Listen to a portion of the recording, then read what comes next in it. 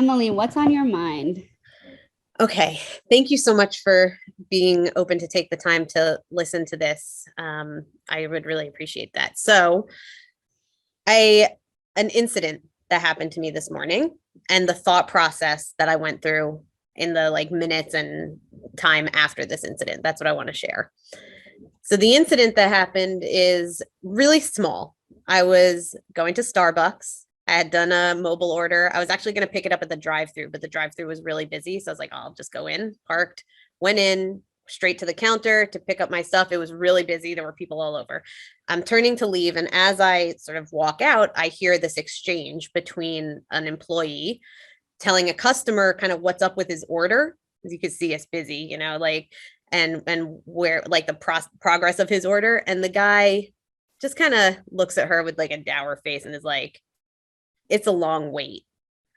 And I'm walking away and like hearing this exchange. And as I'm getting in my car, I'm like, oh man, like he didn't have to bring her day down like that. I mean, it wasn't really aggressive or insulting or anything, but it wasn't nice. I was thinking, like, you don't have to bring her day down. Look how busy it is. We know it's a long wait. Look around. Like, clearly, she's just trying to help get you some information. Why you got to bring her down like that? I'm getting angry, and I'm getting angry at myself because I was like, I know what to do. I could go in there and I could have said, like, dude, why'd you say that? You didn't have to say that. You trying to bring her day down? Like, and then I'm thinking, no, better. I could have just tried to do positivity and just said to her, you know what? You're doing a great job. Let me lift you up and help you out. Like, this is, I don't mind the wait, and I'm getting angry at myself for not saying that. And as I'm doing that, I'm feeling anger kind of shifting towards this guy. I was like, this guy, he's the asshole, like huge jerk. Why did he have to do that? You don't have to rain on someone's parade. You could really didn't have to say it that way. And I'm getting angry. And then I kind of step back and I realize, you know what? I'm sure I've said that. I am sure I've had a snarky comment to someone in Starbucks, particularly on long waits. And I was trying to empathize and say, where was I coming from when I said that? Where's he coming from? And there's so many variables that it could be. But what it really made me start to think about was how white supremacy has made so much of our lives, and capitalism in particular, into a zero-sum game, that we just take on this zero-sum attitude and we don't realize it. But like him having to wait, any of us having to wait, is because like we're trying to get to our next point and like win at our next point. And you're like keeping me from that. It's zero sum. If I don't get there, nope, I'm not getting it, so somebody else is getting it or it's gone. And the only way for you to win is for these workers to be more exploited, to make more coffees faster. But that's the zero sum form. Right. That's what I'm saying. Like that's part of that mindset. Yeah. Yeah. So if we didn't have this streak from white supremacy and from other places of zero sum, if we saw capitalism as a win-win kind of experience, that we would all just be so much richer. I mean, we'd be richer in experience. We'd be richer in kindness. We'd be richer in community and friends. And I think we'd be richer in money, honestly. Like that, if you dump on that person, they might just move slower and business goes worse and people are late and less money is made if that's the goal. And if you're nice and we uplift each other, so like the more opportunity we create for each other. So I was thinking about that for myself, really trying to internalize, like, where has the zero-sumness of white supremacy like crept into my life? It's in those moments when I think I'm getting angry at him. I'm like, you kept me from being nice, or like, I didn't do that nice thing. It was your fault. And like, just really trying to step out of that zero-sum game. And even in capitalism and like our businesses that we talk about, step into the more communal, like win-win, uplift everybody's space. And I think it's really possible. I just think it's possible that my initial reaction was to go back and be like, you stupid asshole, why'd you say that to her? But if I can step out of that, and the better thing I could have been to him was like, oh man, it's really busy in here, isn't it? It's hard to be late, right? I get that. She's trying really hard. Let me like give her an extra tip or something, like to show through compassion, so that another person, this guy, and in this instance, could go through that thought process and maybe see like, oh yeah, there's some compassion. Let me have that next time. I just think it's really possible. Yeah. I have this thought of, I mean, people's Starbucks orders are so complex sometimes, but I have this thought of being like, I know you're in a hurry. Do you want my drink? I'll wait for your drink. Um, or I also think of this mentor I had in college who had a life ethic of not rushing. Mm, He was a very he was very evolved spiritually. He was a very religious Quaker. And he also had an ethic of only taking public transit, and he lived in kind of an inconvenient place. So that meant that he was late a lot because there's just a lot of unpredictability introduced when you take public transit. And I just remember one time we were walking across the campus, like field basically, and for a really important meeting with like with the president of the college, who was, you know, not easy to get a meeting with. And um, this mentor was just like, I don't rush. And he was just like, they can start the meeting without me. I can be a little late. Maybe he'll enjoy having a little bit of breathing time before the meeting starts. But mhm. I'm not going to rush because it's my spiritual practice and because I don't want my nervous system to go haywire. We didn't talk about nervous system that way 10 years ago, Yeah, but great. I've just always thought about that person. And sometimes I find myself rushing a lot. And I always just think about like, he would always just be like, well, maybe I'll just submit the report tomorrow. It'll be okay. I love it. Thank you for sharing that story. I kind of want that ethos of not rushing. Would it be too um crazy to talk about these two ethos, these values of sort of the like not zero sum? What's the opposite of not zero sum? Is it win-win?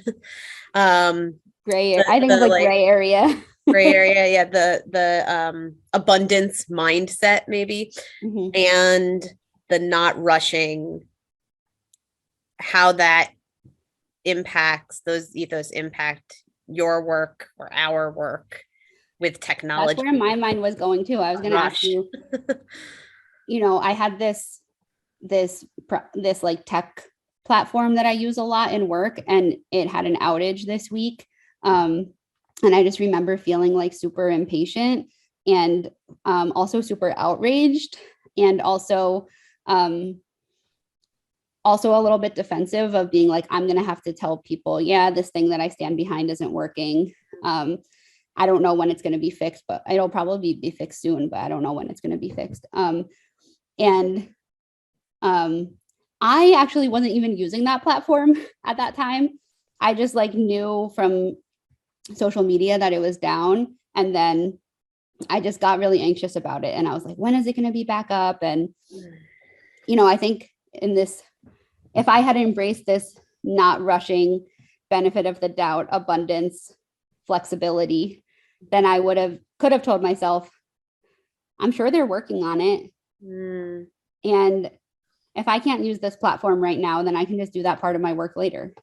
yes. Yes. I like that a lot. Yeah, we've talked before about the feelings as a, I guess, technologist, the person standing behind the platform, the feelings when an error is found or a bug, Mhm. or an outage, something wrong, and you don't find it first. You know, it had been, I think when I was first in this kind of career path, that was a big value. Don't let end users find errors first. You catch them through your, you know, infrastructure that you have all the capacity to have, and fix them before anyone can report it to you, or you can report it to them that we found an error, we're on it, that would somehow instill better confidence. And I think through that what you're talking about of like the empathy and trying to see the other side, I want to engender that myself and encourage it in this work. So I think letting those end users sometimes report it back, can be a gateway for communication. Yeah, I'm also thinking about a time a couple of weeks ago where I was working on this email platform sync project with this email company that I really, really like using. And I was preparing for a demo with the org. And then I was like showing how if someone signs up for the email, then they show up on the list and then they show up in this other place. And how cool is that? And basically it wasn't working in time for the demo. And I was like, what? This is really reliable. I'm pretty sure I set it up properly. And I was like, well, I could postpone the meeting because, but then I thought like these people are really chill. Why don't I just show them what I have so far? And then even though the sync wasn't entirely working, there is a manual way to do it. So I just showed them the manual way and said, when this is all up and running, then we won't need to do this manual button push, but I just don't quite have that part done yet. And I can't even remember if I said I apologize. I think I might have just been like, they don't really care. Yeah. Like maybe they weren't expecting. Yeah. And then here's one of the things that was so interesting is like, I was way more relaxed. And the coolest, biggest thing that they were most excited about from that day had nothing to do with that demo. Yeah. Like it was a standard inside of the database system email sending process that they were like, what? I didn't know you could do that. That's free. I was like, yeah, I didn't even customize it. I was like, you already had this. You just weren't using it. And they still need the external email part, but it was just like this wonderful reminder of like, I don't know what people are going to be excited about. It's okay if everything isn't working properly. It's okay to share my learning and just be authentic. And that is, yeah, I don't always have the presence of mind to tap into that. I think in this situation, I've been working with that team for a long time. And I knew that they were just going to be happy to hear updates. And I just gave myself permission to just be as done as I was and ready to share that. I love that the sort of my cat. Hi, cat. She's freaking out. The not unintended, wait 1 second. I'm gonna let her go through this. She needs it. Okay. Allergy season, I love that sometimes I guess we think of the opportunity cost or just the cost of a system being down and something not working as expected, but it's hard maybe sometimes to focus on the opportunities that come out of that you got 5 hours back. Maybe not you, someone else got 5 hours back to do something else, to think, to go for lunch, to see a friend, or it didn't work. This happens so much to me in technology. The thing doesn't work, at least not as I expected, and I have to find a workaround. And sometimes that involves learning a whole new tech and just having my brain think in a different way about the problem. Limitations and boundaries, can be really helpful in some cases. Yeah. I wonder, I want to put the question back on you of when do you feel like you have to rush? Like what are the scenarios in your work or your life where because I feel like that time scarcity produces a huge amount of like pressure and anxiety and like not being my best self or like cutting corner. Like there's like so many things. And I'm just wondering, just based on our prelude that you so vulnerably shared of like, why was that person rushing? What did he think the consequences were going to be? Slash what, if he didn't have time, why did he go to Starbucks, et cetera, et cetera, et cetera. And it just makes me think, okay, enough about him, like turning the mirror on ourselves. Like when do we find ourselves rushing? Yeah. For my own mental health, have had to work on this. And so I used to rush with emails. Now I try to give myself at least a 24-hour window. Like it's okay if I don't respond, even to an email that seems maybe urgent in some ways. I can wait some time, especially if I find emotion in my email. I don't really use email that much, but any kind of emotion in communication, I know I have to slow down because I have rushed in those cases and it's had negative outcomes.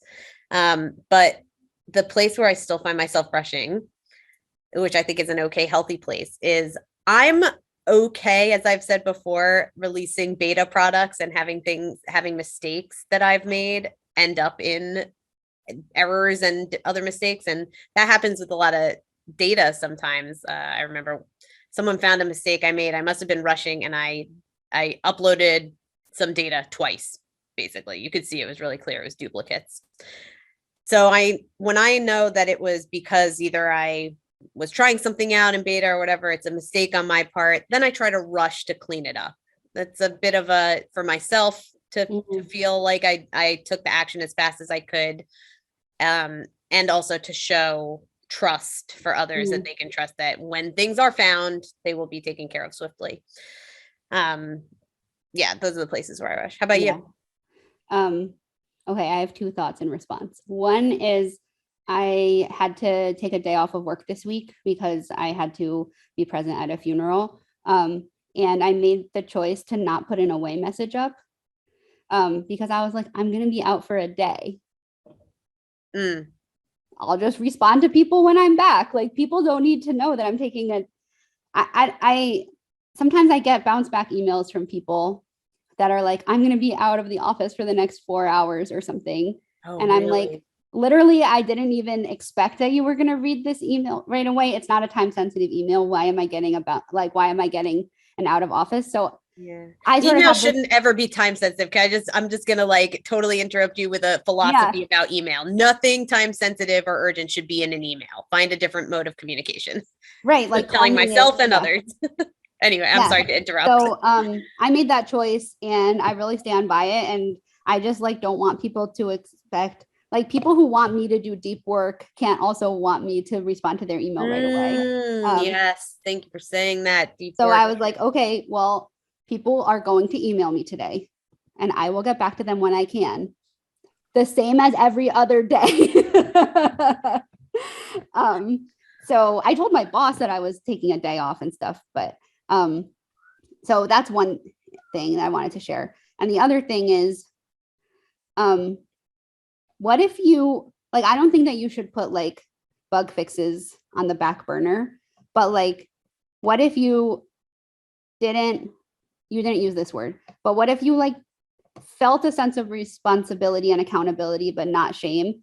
And you were able to be like, oh, okay, thanks for letting me know. And you weren't like, I have to drop everything because of this error that came back. Like, do you think that you could introduce a sense of accountability, but not urgency, even when you're getting feedback that something isn't working as well as it's supposed to? Yeah, now that you've put it in my mind, yeah, no, it definitely is possible. In fact, I think I didn't think of it this way, but I think I do a little bit of a mental calculation when I look at how much time I think it will take to fix the error or whatever it is to deal with the situation. And there's probably some, decision making where I think if it's within an hour or two, maybe I'll just do the fix and then say it's done. But if it's more than that, then there's an intermediary step of communication to say we're aware and we will get back to you with more info later. Yeah. That's a great pressure valve release for any person working in technology who wants to who feels, accountable themselves and wants to do a good job. Yeah. So a time when I feel a lot of rushing energy is when I don't, it's like hard to even put this into words. When people are like, I hate this system and I want my old system back because it used to do this one thing. And then I'm like, all of these other things are going really well in this system. And I just feel like this huge swell of defensiveness and protection of and justification of the work that's gone into what the system. And I'm just like, I want to fix it immediately because it's hard for me to sit with this discomfort, which, is something that I that I work on in therapy and just lots of opportunities to practice it. But there's something where there's this like literary term of synecdoche, which is like replacing the part with the whole. And it's like being like, this thing doesn't work. So now all of this is terrible. And I Like capitalism. Yeah. And it just ugh, like it just like stops me in my tracks, and I'm like, I will cancel everything else I have planned today to try to make this thing work because I want to restore your trust in the system, and like I feel responsible. And just now that we're talking about it, it just really makes me think like, why did this person have like, why can't, like, how can I support this person to like have a better relationship with the technology, so that even if it doesn't work exactly the way they want it to in that moment, that they don't want to like discard everything, or like, Yeah. and also there's like a personal piece of like, wow, like you're insulting this thing that I worked really hard on, but I should also be like, it's actually not about me. Okay. Like I'm putting too much of myself in it. I have a thought, and I'm going to use a really silly reference. My kids, who you know very well, watched Prince of Egypt recently. And there's a song in there called the lyric is, look at you can't look at your life from here, from your eyes. You have to look from heaven's eyes. And my kids asked me, what does that mean? And so in the explanation, it's like the other way of the whole and the part, and saying you can't, from this one part, you can't judge your whole life. Look at Yeah. your entirety. And I think that's, it's not, it's like easier said than done, but what Yeah. you're talking about for you, your personal work, I think, look at the opus of your work, Samantha. You know, that is such a great accomplishment already, and so much more greatness to come.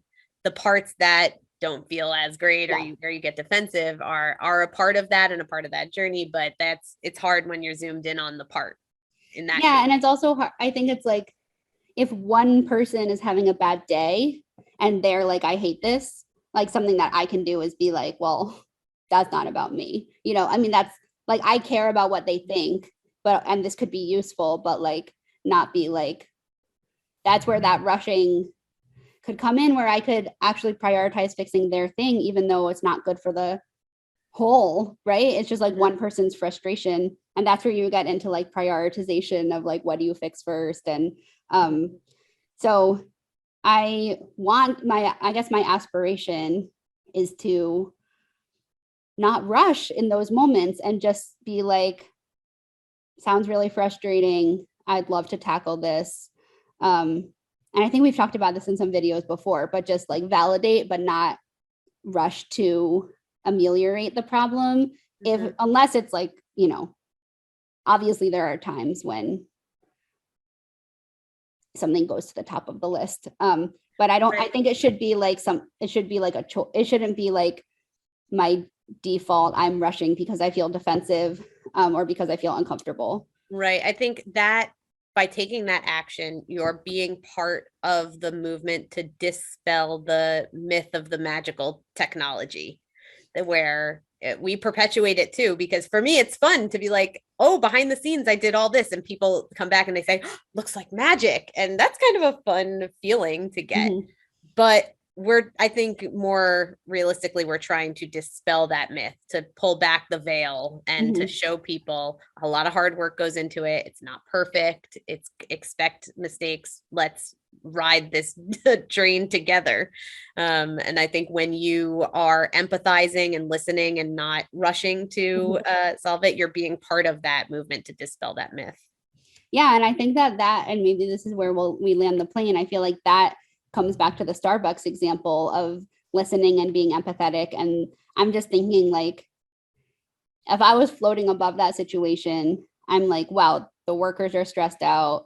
The customers haven't had their coffee, which is like the classic like excuse for being an asshole. And just being, they're stressed out. I mean, there's a war on there. This is a crazy, stressful world. There's a pandemic. We're all stressed out. Right. And just, that I went, even my advice to you, Emily, in that in my response to you was like, I can make this go away by giving away my coffee. And my therapist would probably be like, why do you think it's your job to make this go? You know, like, I think your response is actually healthier, of just being able to like comment on the situation and be like, wow, this seems really stressful, or like, it looks like they're working really hard, and not put yourself in the negotiation. Yeah, it's less, I think it's less about fixing the problem. Maybe that's the terminology we're thinking, which says there's a problem.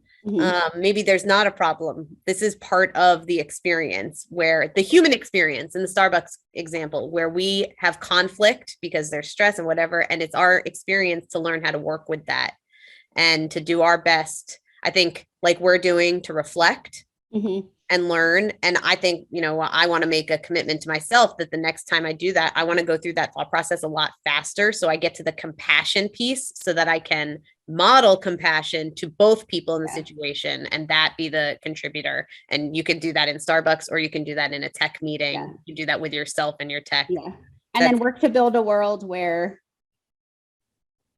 the person, where like there's a Starbucks union and the Starbucks workers are like treated well and have good working conditions, and where the customer guy either like has more time or decides that it's okay to be late because he's internalized a lesson from my college mentor of being like, really, like they can start the meeting without you, like they'll be fine. And so like compassion now and always, and then also being like, we can tell ourselves like it's okay to be late, and that does radiate out. Like that really, really does. Like I meet with like, I don't know, 5 people a day, 5 sometimes. And just bringing that energy of flexibility. Yes, I really enjoyed that. And something that's worked for me, in case anybody wants to try it, is if it's in the safe, right environment, I've reached out to colleagues to say, can we start, 5 to 7 minutes later than we said? I'd really like to center myself and do some deep breathing exercises. And usually the response I get is like, wow, I would love to do that. You just made 5 minutes of time for me. Maybe I'll do that too. And it does feel good to have that, as you said, kind of radiate out. So there's one method if anyone wants to not rush into their next meeting. Yes. Let's slow it all down. Let's slow this train down. Tech is moving so fast anyway. Let's whiplash ourselves. We can go in different time zone, like time space continuums with our tech. Love it. Thanks for sharing, Emily. Same with you. Thank you for sharing, Sam.